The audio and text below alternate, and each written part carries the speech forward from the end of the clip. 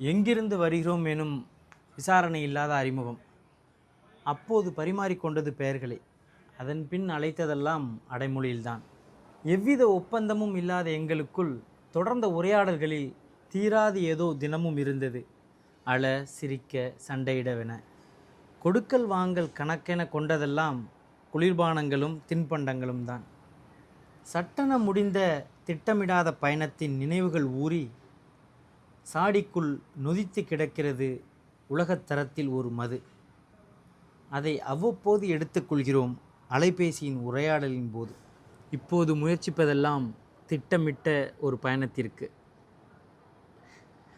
நம்மள எத்தனையோ பேர் இன்னும் திட்டம் போட்டுகிட்டே இருக்கோம் ஒரு ட்ரிப்பு போகிறதுக்கு ஃப்ரெண்ட்ஸோட.